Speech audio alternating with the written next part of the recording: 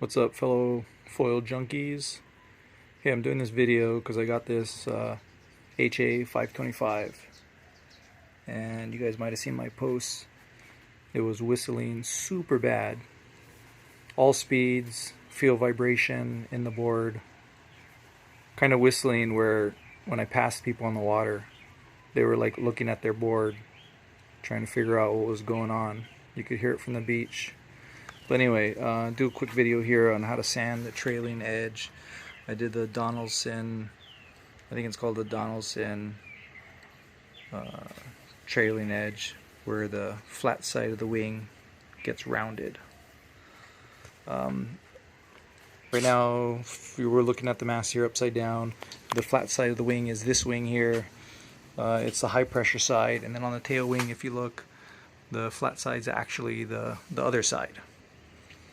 So this side here has a curve, so you'll be sanding the flat side of the tail, which is opposite the flat side of this one. Right now we're looking at a HA525, which I have not sanded yet. It's hard to catch on video, but if you look, the trailing edge just barely has a bevel to it. This one does not whistle, surprisingly, but you can see it's just the slightest bit of the tip, and it actually looks like it's beveled on the wrong side. It looks like the bevel is on the top, the curved side, and it looks like the bottom doesn't have really anything to it, but it does not whistle, so I haven't done anything to it. Okay, now we're looking at the 525. So because the rear edge of the wing was so fat, I actually had to sand, this is the top, I had to sand both the top and the bottom, and this was to get the back edge thinner. And then I did the Donaldson trailing edge, where I tapered the back edge, rounded the back edge. So the way it was, that's the top of the wing, that's the bottom of the wing. It just had a bevel like basically like this on the top. They didn't really do much on the bottom. And my other wings, I've noticed, that also aren't whistling, have a little bit more of a bevel, but it's like this. The distance from here to here is like maybe 1/2 millimeter. It's not very much at all. So what I did is I sanded as shallow of an angle as possible on the top and on the bottom. Just as shallow as I could possibly do, like this, versus before it was like this. So I brought that sanding all the way up, and then once I was done, this is the bottom here, then I rounded this edge basically like that. So we're looking at the 725 again, which I have not sanded, and if you look at this edge right here where the bevel is, you measure that, we're like 1 millimeter. And what I did on the 525 is I brought that beveled edge and I brought it forward about 3 millimeters, right about, basically up to just shy of the paint line, 3 millimeters. And by doing that, I was able to get a really narrow trailing edge. So I had to do that to the top and bottom in order to get it thin enough before I could round the flat side to do the Donaldson tail. So this is a lot of sanding in order to do this. If you don't want to spend all day, I recommend starting with like 150. I did 150 grit to start with, and that gets the basic shape. And then I skipped the 400 grit. Carbon fiber sand's pretty easy, so it's easy to go from 150 to 400.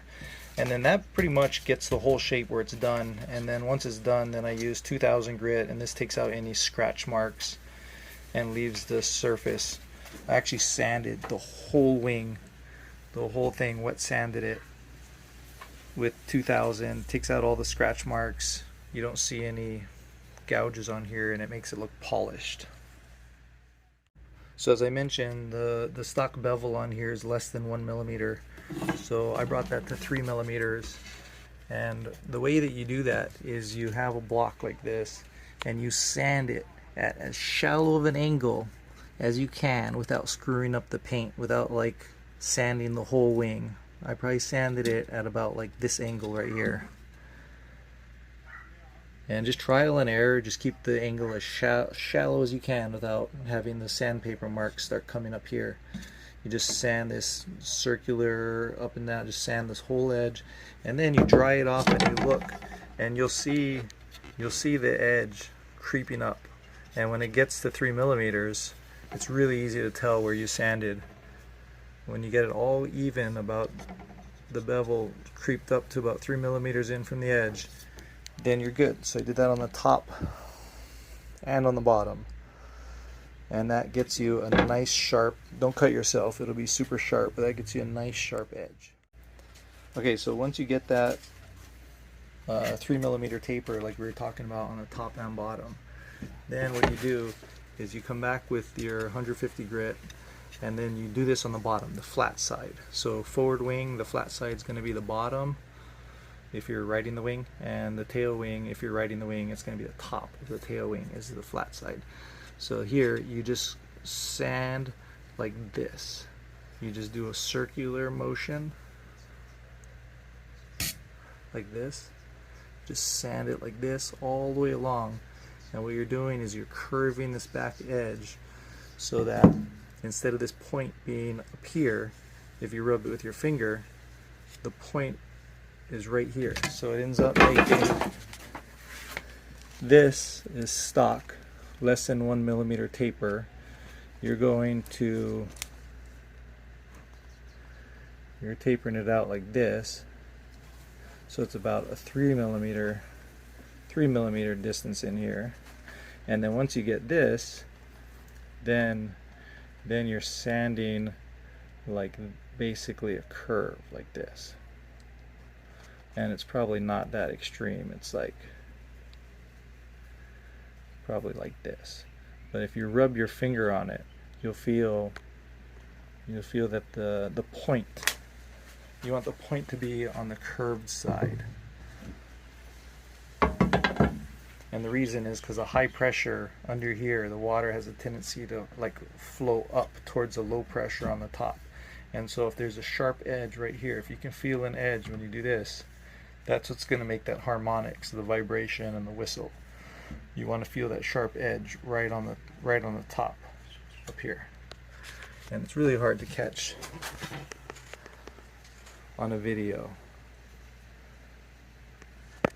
But it's sanded with 2000 grit, so it looks nice and shiny now, but the edge is closer to the top than it is on the bottom.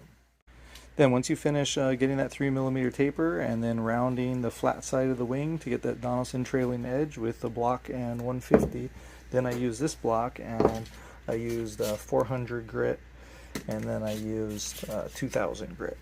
And for that you just do the same thing. I did the shallow bevel on the top with 400 and 2000 to make it look nice and polished, and then on the bottom I went with the 400 and I did that rounding like that with 400 grit, and then I went with 2000 and I did the same thing. And then you're wet sanding because it reduces dust and cleans the paper. And then I wet sanded the whole wing, everything, made sure there was no nicks or burrs, just with 2000. And if there's any little scratches in this paint or anything from the first stages, the 2000 grit takes those scratches out, makes it look nice and clean. I also did the HA525 tail. Whisper quiet. I took these out today. There was not any noise at all. And my 195 only whistled a little bit before. It wasn't a significant whistle. I wish I could get a picture of the trailing edge here.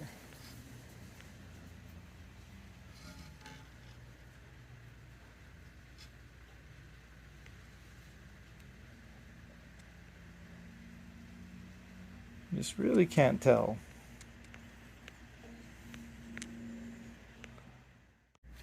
Anyways, guys, I hope that helps. The only other thing I can mention is right here at the root.